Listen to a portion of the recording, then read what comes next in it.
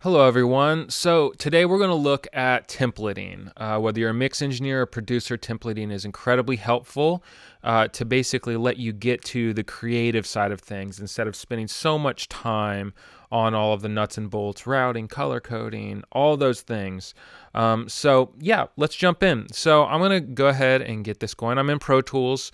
There are things about Pro Tools that make templating really, really easy for me. So first things first, I'm going to make sure I select the right template. I've got two here. Obviously, it's not 2020 anymore, but we'll roll with it. So I have a mixed template and then one with no drums. What I mean by that is it's got no live drums. So I have two different templates that are exactly the same, except the one that I use for songs with live drums has a few more buses.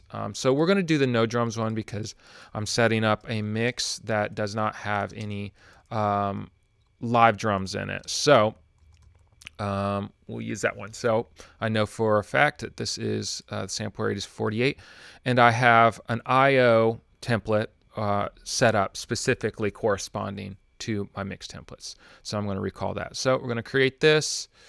I'm going to create it in the correct folder.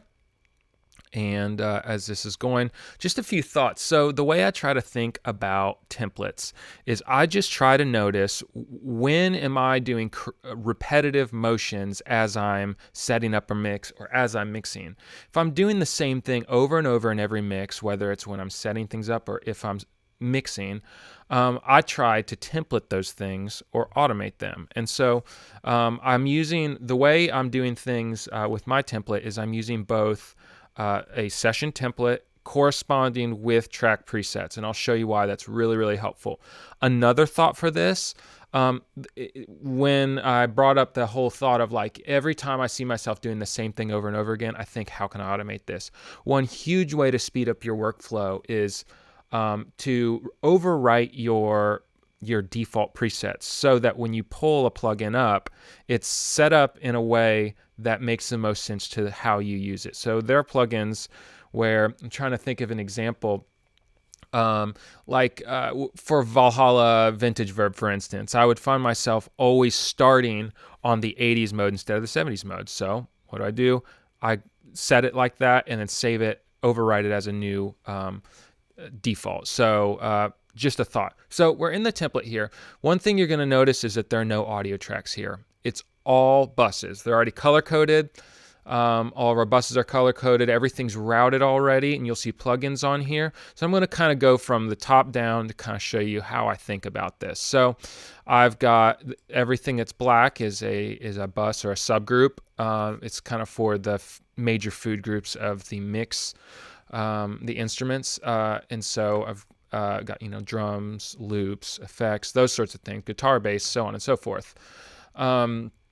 And so you'll notice there are plugins on here, but let's take this kick sum for instance. I've got this on here. It's not really doing anything. It's not making any creative decisions for me. It's just getting the tools in front of me that I use on a regular basis so I don't have to open up a preset where I've got things saved. No, it's already ready to go. They're not making any creative moves for me. They're just there ready to go. Same thing, got a Pro Cue on every single channel, on every single group, bus, whatever you want to call it here. Got a decapitator I like using on kicks a lot of times.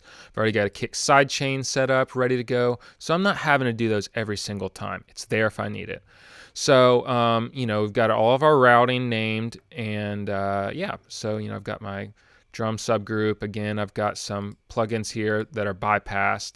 I've got some inactive here, and the reason I have these inactive is because they're UAD, and I don't want them to be eating up my resources on my UAD stuff, my satellites. All of this is pretty self-explanatory. I've got my bass subgroup here, and I've got some parallel chains already set up here, something to give bass a little width, or maybe parallel grit. So those are already set up, and all these have just basic things put on them, not making any decisions. Same thing with lead vocal. I've got my lead vocal processing bus here where I'll have if you've got like a lead vocal for the verse, bridge, chorus, all separate, I bus them all to this so I can do broad sweeping moves that apply to all of them. And I've already got a send to my parallel chains here for grit and parallel compression. I've got a de-esser ready to go. I've got a vocal sidechain set up for like sidechain effects to it. And then this is a huge time saver here. I've got my bunch of effects for lead vocals. So here I've got a bunch of chains that are already built. I view them as starting points. I don't always run with them exactly as is. But what's great, and you'll see here on some of them, like plate, for instance, I've got a few different options that I can choose from. Just bypass. I can try this one out, bypass, try that one. So it gives me a few options to just try. So what's great about that, because I use this template in every single mix I do, just to give me a structure to be creative within. It's not making any decisions again, but it's giving me a structure to create within. What's great about it is all of the routing at this point is the same in every mix that I do. So routing anything to effects or anything like that, it's all muscle memory, which is a huge time saver. So if I'm working on a song and I've got a vocal that I'm like, all right, what kind of effect vibe does it need? Does it need a quarter note delay? Does it need an eighth note delay? Does it need a ping pong delay? Does it need, hall, room, plate, verb? I can paint with those really quickly. Just throw paint on the wall really quickly. I can be like, all right, how's a plate sound? It doesn't really sound great. Let's take a look at like a long haul. Oh yeah, that feels good. Let's try an eighth note delay. And all this at this point is muscle memory, and it just allows me to move quickly to find the general vibe and be like, all right, that's the route that I'm running on. And you can see how this would save a tremendous amount of time instead of being like, all right, I need to create a bus and then I need to put reverb on it. I need to EQ that reverb. No, let's find ways to work a little smarter. So you can already see how this would be a tremendous help for me. So, I've got my mix bus here. Nothing's making any moves. I've just got stuff ready to go. And then I've got a monitor out. I've got all my print tracks here, and then metric AB, which is for references, which is really great, and then SonarWorks, which tends to be pretty helpful for me a lot of times. So let's go a step further and let's go to the import process. So something you'll notice here is I always love to have things named with prefixes at the beginning of tracks. The reason being is it makes the import process really easy. So I can literally just go add all, and since it's all in alphabetical order, it's going to bring them in, and I'm already going to have things sorted in groups, which makes the next step of the process really, really easy for me. So once they're all in, what's great about it is I've got track presets that correspond directly with this template. And so it allows for me to do a lot of things all at once. So my acoustic guitars here. I've got a folder within my track presets called Basic Channels. And what this does, if I select my acoustic guitars and do my guitar basic preset, it does several things. It's going to color code everything according to the group that it's in. It's going to put some plugins on there. Pro Q3, I love having that right in front of me. I've got SSL 9000J, which is really great. True Iron, which is doing a little bit of saturation. Very, very transparent, very subtle though.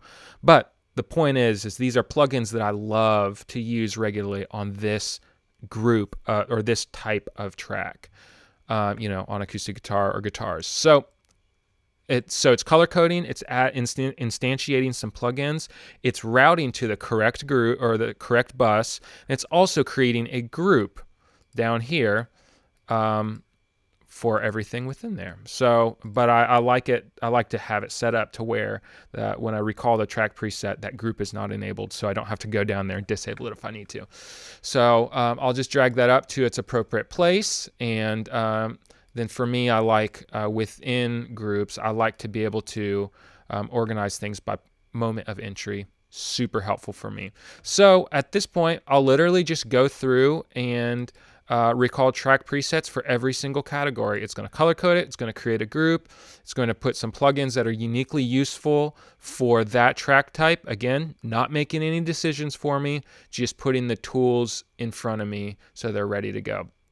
So I'm not going to bore you with all the track preset recalling, but just hope that this gives you an idea on how to use templates to set yourself up for success. Because the reality is, as mix engineers, as producers, the more technical, nuts and bolts stuff that we have to do beforehand it takes energy out of you, and it makes it so when it's time to mix and it's time to be creative, you have less resources available, energy resources, mental resources, creative resources, because you've already wasted them on all this routing and naming and color coding.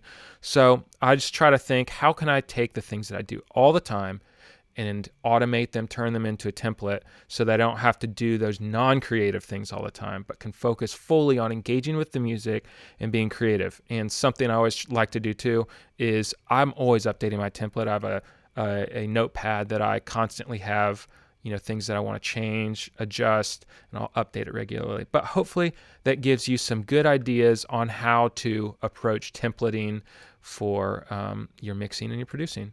Thanks, everybody.